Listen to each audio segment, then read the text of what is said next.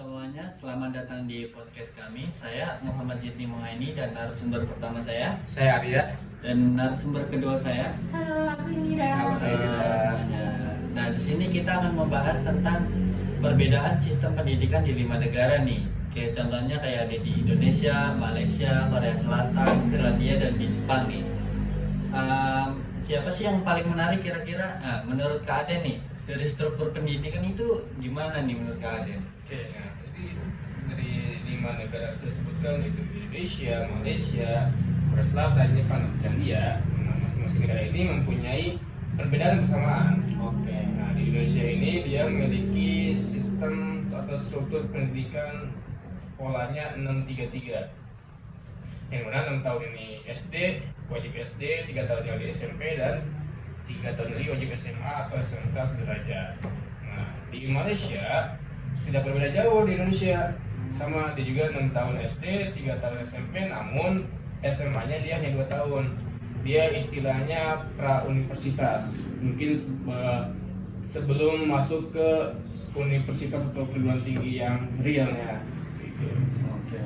Nah, di Finlandia, di Korea Selatan dan Jepang ini sama juga kayak Indonesia, dia menganut pola 633.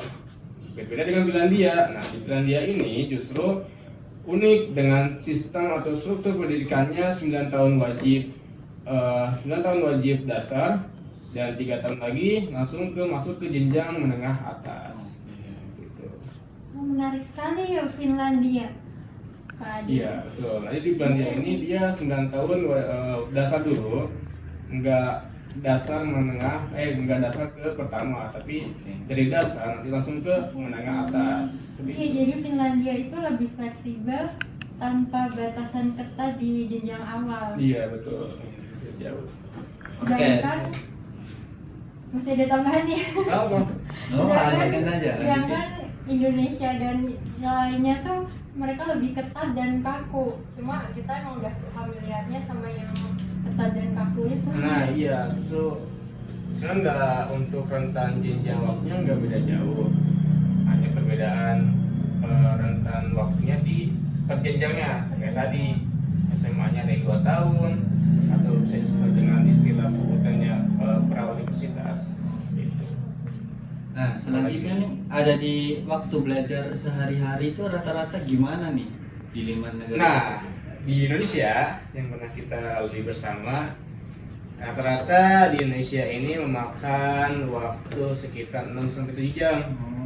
Seperti itu. Nah, berbeda di Korea Selatan. Justru di Korea Selatan ini lebih ketat dia, lebih panjang waktunya, sekitaran 7-8 jaman. Nah, kemudian di Finlandia lebih pendek dibanding Korea Selatan. Dan Indonesia tadi dia hanya memakan waktu sekitar 4-5 jam saja. Oke. Nah, terakhir di Jepang dia hampir sama kayak di Indonesia, yaitu 6-1 jam. Cuman kebanyakan ekstrakurikulernya, bukan di pembelajaran akademik di kelas. Oke. Seperti itu. Ekstrem ya Korea Selatan ya. Iya, ekstrim. Dia memakan waktu 7-8 jam panjang. Itu kalau kita udah stres sekali ya. Pasti. Kita aja Lama udah banget. stres. Iya. Keren Finlandia, mereka mungkin dengan waktu yang singkat itu tapi justru mereka lebih bisa menyeimbangkan ya antara belajar sama kehidupan sehari-hari mereka. Nah, iya betul. Nah, di Finlandia ini justru dengan rentang waktu yang pendek, anak-anak bisa mempunyai waktu lebih banyak buat mengembangkan dirinya. Ketika dia suka main bola, dia Iya. bisa lebih banyak Iya. bermain bola untuk melatih keterampilannya. Seperti itu. Berarti kayak belajar singkat tapi efektif gitu Efektif ya. banget. Jadi dia nggak hanya selalu suapin, Iya, benar. justru dia belajar menyuapi dirinya sendiri dengan potensi yang dia bisa kembangkan. Nah, Itu. Dan justru dari yang aku tahu malah dengan begitu mereka Finlandia itu malah mencetak siswa-siswa yang berprestasi secara internasional Iya, ya. itu justru dari mengembangkan potensi dengan sendirinya justru bisa membuahkan hasil yang lebih dibandingkan di negara-negara lainnya yang hanya mengandalkan waktu belajar panjang saja. Oh, oke, oke. Nah, selanjutnya nih kalau jumlah mata pelajaran per hari itu gimana? Lebih banyak atau gimana tuh? Variatif setiap negara. Nah, di Indonesia sekitar 6 sampai 8 mata pelajaran. Nah, di Malaysia lebih sedikit dibanding Indonesia, yaitu 5 sampai 7. Nah, kemudian di Korea Selatan, karena waktu rentang belajar lebih panjang, dia menghabiskan 6 sampai 9 mata pelajaran per harinya. Nah, di Finlandia tadi yang waktunya lebih pendek, itu dia hanya memakan sekitar 4 sampai 5 mata pelajaran aja per harinya. Nah, di Jepang hampir sama kayak Indonesia, yaitu 5 sampai 7.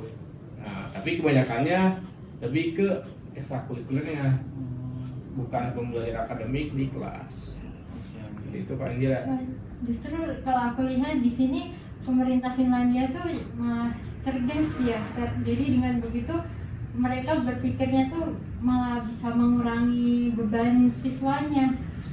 Jadi dia bisa lebih fokus dengan jam yang singkat itu. Siswa bisa lebih fokus. Iya, mengembangkan potensinya yang ada. Iya, potensi yang ada dibanding sama keempat negara yang lain itu malah fokus mereka, jadi siswanya tuh lebih fokus ke hafalan tanpa akademik di kelas. yang menjamin mereka paham atau enggak Betul. dengan apa yang mereka Benar. pelajari. Itu Selanjutnya itu ada proses belajar nih. Di mana sih yang lebih ribet gitu loh menurut saya? berbeda deh di antara 5 negara itu tentunya dong. Iya. Nah, di Indonesia dia memiliki sistem pembelajaran yang istilahnya guru ini masih menjadi narasumber, bukan fasilitator. Nah, di Malaysia dia menggunakan sistem pembelajaran yang atau proses belajar yang memperbanyak diskusi antara siswa satu dengan yang lainnya. Jadi guru ini tidak selalu menjadi narasumber, justru anak-anak yang bisa mengembangkan apa yang dia ingin ketahui dan apa yang dia ingin pelajari. Nah, di Korea Selatan ini lebih ketat nih, akademiknya lebih padat. Karena tadi rentang waktu pembelajarannya lama kan, 7 sampai 8 9 jam. Iya, benar. Nah, kemudian di Finlandia karena dia mencoba sih jatuhnya menggunakan kebijakan yang siswa ini guru dan siswa ini harus saling kolaborasi. Iya. Bukan guru saja yang menjadi narasumber, justru siswa ini dituntut untuk bisa menjadi narasumber juga. Nah, kemudian gurunya ini jadi fasilitator. Oke. Terakhir, di Jepang ini sangat disiplin ya, pastinya dari waktu, dari proses pembelajaran. Nah, dalam proses pembelajaran ini tadi banyaknya diskusi, kolaborasi dan mengaitkan dengan teknologi yang ada. Yang kita ketahui kan ya, Jepang ini mempunyai teknologi yang sangat wow dan pastinya bisa menunjang kebutuhan pembelajaran di setiap sekolah-sekolah. Itu. Finlandia benar-benar revolusioner banget ya. Jadi gurunya itu sebagai fasilitator, bukan cuma sekedar narasumber. Dan karena di 4 negara tersebut gurunya pusat, jadi bisa lebih dibilang diktator ya. Narasumber bukan hanya narasumber tapi juga diktator gitu. Iya, jadi fasilitator. Gitu. Kayaknya kita mesti mencontoh Finlandia ya, bisa kali ya. Nah, tadinya sebenarnya kita masih mempunyai banyak PR lah ketika kita ingin mencontoh sebuah proses pembelajaran yang seperti negara-negara maju kayak gitu. Karena ketika kita melihat anak-anak kita yang masih dalam proses pembelajaran, ketika dilepaskan justru dia lebih memanfaatkan waktunya untuk bermain game. Dia belum bisa memanage gadgetnya. Ya, ditambah orang tua di kita ini masih belum bisa mendampingi secara optimal kepada anak-anaknya, sehingga ketika anak-anak diperbanyak dengan sistem tadi mencari informasi sendiri, itu banyak lah sekitar beberapa persen yang lalai. Justru dia lebih memperbanyak bermain gamenya. Jadi mungkin kalau di Finlandia tuh orang tua siswa muridnya tuh memang sudah berpikiran maju lah. Betul. Nah, kita PR ya, bagaimana kita merubah karakter sebuah orang tua, masing-masing orang tua untuk bisa lebih mendampingi siswanya atau anak-anaknya. Nah, berarti kan kalau di negara luar kan berarti syarat menjadi guru SMA-nya itu pasti berat tuh. Berat. Nah, kalau di kita kan di Indonesia ini dia mempunyai syarat untuk menjadi seorang guru ini mempunyai sertifikat atau ijazah S1 dan profesi guru. Nah, di Malaysia hampir sama lah kayak Indonesia, mempunyai ijazah S1 dan tapi bukan yang kedua syaratnya itu bukan kayak di kita profesi guru, melainkan istilahnya yaitu sertifikat Kemendikbud. Nah, di Korea Selatan sama juga S1, minimal S1 dan lulus ujian nasional. Mungkin kalau di kita lulus PPG kayak gitulah kurang lebih. Iya benar. Karena kalau PPG kan belum bisa langsung lolos ke jadi syarat ini ya, syarat menjadi guru ya. Nah, di Finlandia walaupun tadi terbilang waktu pendek dalam proses pembelajarannya, itu lebih mempunyai syarat yang lebih berat, yaitu minimal mempunyai gelar S2. Oh, S2 minimal. Iya, dan juga mempunyai pernah lolos seleksi super ketat. Yang seleksinya itu bukan hanya seperti di kita ujian, tapi di mereka juga mempunyai ujian prakteknya yang diuji oleh orang-orang yang ahli dari bidangnya. Nah, terakhir di Jepang. Nah, Jepang juga mempunyai syarat yaitu memiliki gelar S1 dan lulus ujian negara. Kurang lebih sama lah, cuman paling berbeda di proses rekrutmennya. Ada yang berat, ada yang sedikit ringan. Iya. Paling menonjol tuh Finlandia ya, Nah, iya. S2. Finlandia walaupun rentan waktunya pembelajarannya cuma Tapi ketat ya.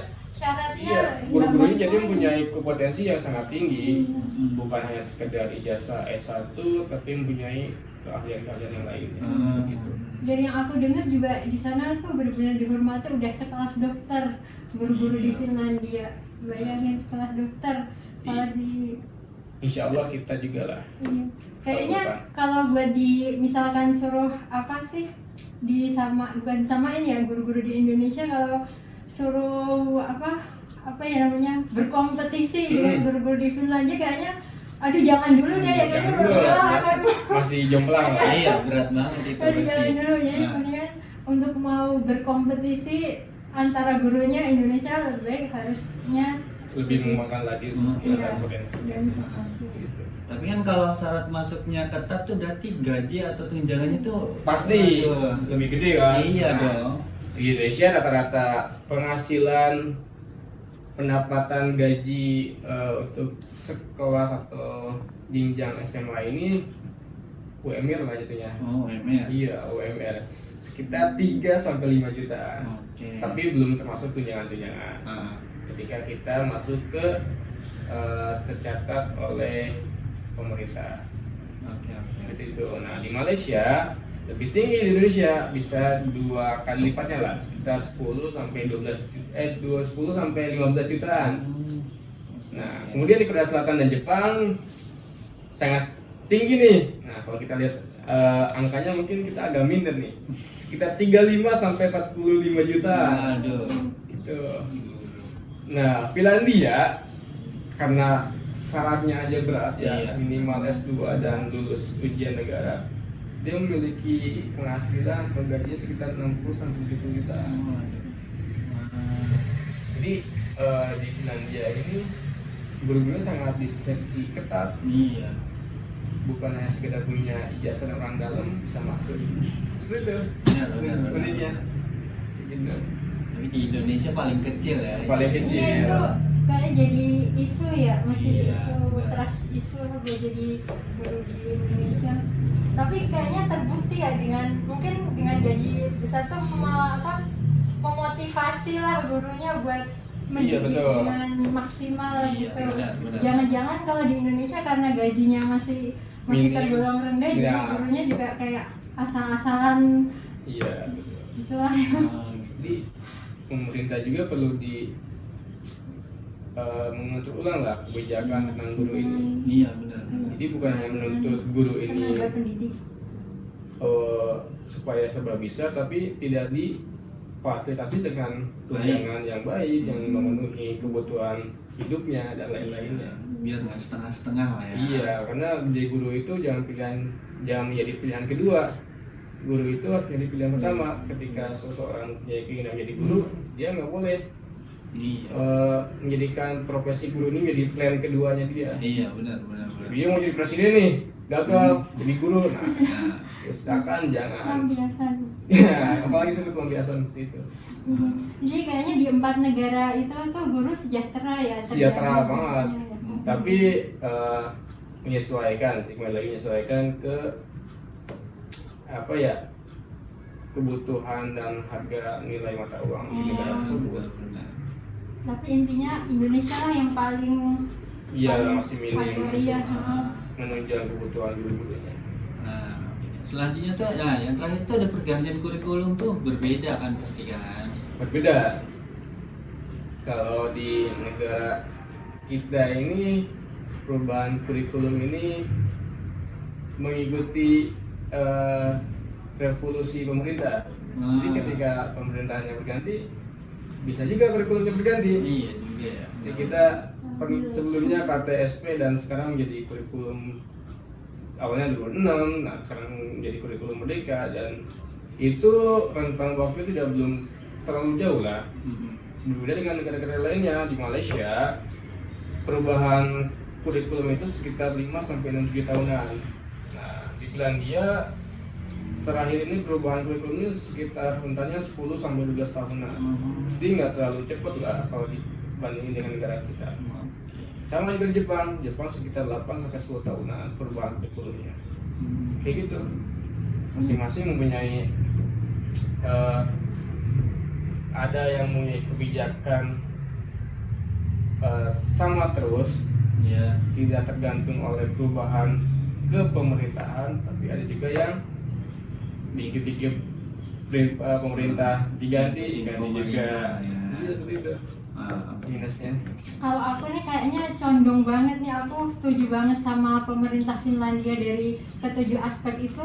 Kayaknya emang kalau pemerintah Finlandia tuh bener-bener udah dipikirin dulu matang-matang gitu sebelum memutuskan kebijakan gitu. Karena kalau di Indonesia itu kan kalau politiknya misalnya Berubah, iya berganti. kebijakan ganti itu misalnya kan kayak labil gitu Iya, ya Kak, betul. ya. Nah kalau di Indonesia di Finlandia tuh udah jangka panjang, kayak apapun yang terjadi emang itu udah ditetapin buat iya, lebih bisa stabil. iya, jadi nggak akan dari tenaga pendidiknya sampai yang diajar semuanya tuh nggak akan terpengaruh Iya. dengan Benar, situasi di negara itu gitu. Nah, di Finlandia itu dia mempunyai menunjukkan bahwa pendidikan ini yaitu proyek jangka panjang, Hmm. Iya. bukan sekedar ganti pemerintahan, Iya. ganti perubahan Iya, benar. pendidikan juga seperti itu di Finlandia. Buat alat politik. Kalau di Indonesia kayak pendidikan tuh buat alat politik penguasa. Betul. Iya benar. Kayak gitu. Ya, jadi kita masih banyak PR lah Iya betul. dalam penataan sistem pendidikan kita. Ah. Oke. Nah, seru juga ya diskusinya dari tadi nih. Jadi Iya. belajar banyak kita tentang negara-negara lain juga sistem pendidikannya. Seolah kita bisa mencontoh negara-negara yang mempunyai rentang waktu belajar pendek tapi ada hasilnya gitu. Iya, efektif, Sudah efektif. terbukti di mata dunia gitu kalau berhasil pendidikannya. Kayak gitu lah kurang lebih. Oh ya udah. Iya deh ya. Berarti Berat ya. bagus deh. Berarti dengan gini kita bisa mencontoh negara lain ya di selanjutnya. Nah ini udah berarti kita akhir aja nih pertemuan kali ini. Boleh, nanti kita next kita jumpa lagi untuk membahas Iya. materi berikutnya. Oke, sampai jumpa teman-teman. Terima kasih udah menonton podcast kita.